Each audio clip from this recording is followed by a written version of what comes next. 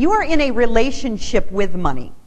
Don't mistake that as anything else. And as you make peace with that money, you begin to have a different relationship with it. Because any relationship that you have in your life, you absolutely have to treat it well.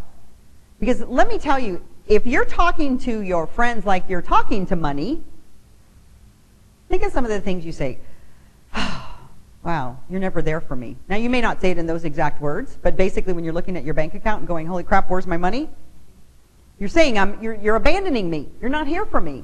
You want to have a relationship with money the same way you have a relationship with any other person that you care about in your life. And how do you do that?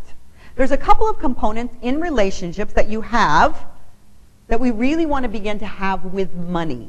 There's a couple of things that you want to do when you're having a relationship with money, and that is, money loves to be understood.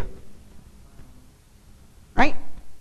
So when you say to money, I don't want to pay attention to you, I don't want to know how you work because it's too confusing and it's way beyond my comprehension, and if you just show up and stop asking me to pay attention to you, that would be a really great way to do this relationship. Now, how many of you have a relationship that works really well that way? Right?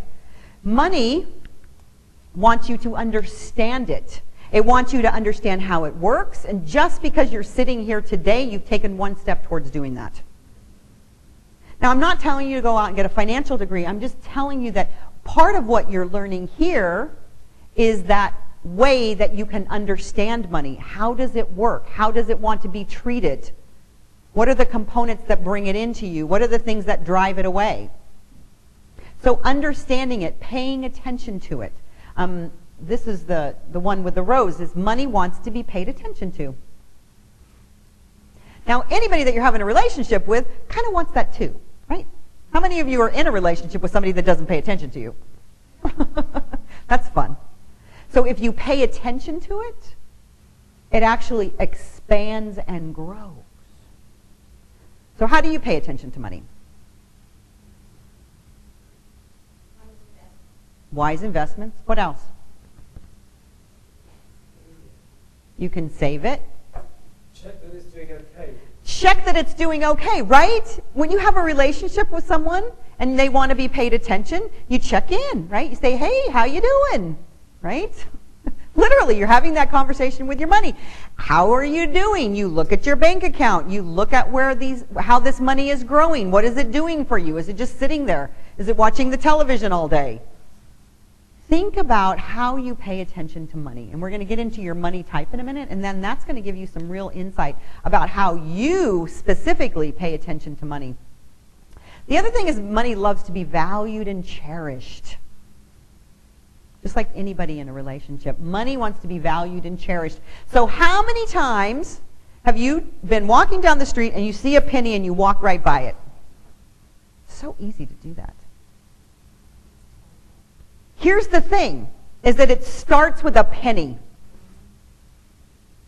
You want to be able to cherish and value, and I don't mean to make it a god, right? If you have a relationship with someone that you love, you're not making it your god. You're just valuing and cherishing that relationship. So it's so important with money that you actually begin to look at it as something valuable in your life and looking at what you have now and going, wow, thanks for showing up for me. And thanks for doing the things that you do for me now. Because I've never lived in a car, but I know people that have. And even if you do live in a car, you have a car, right? So we begin to look at that gratitude piece that I talked about earlier, is that when you begin to look at money and you cherish what it's doing for you now, you're focusing on that and you're expanding it even more. But if you're looking at money all the time and going, God, you know what? If you just did a little bit more for me, I might do a little bit more for you or somebody else. And relationships don't work that way, right? If you have a relationship with somebody that you love and you're constantly telling them, well, if you only do this for me, then I'll be nice, or then I'll do this. And that's not what money wants either. And the last thing is that you have to be in integrity with your money. Money wants you to be in integrity. So how do you be in integrity with your money?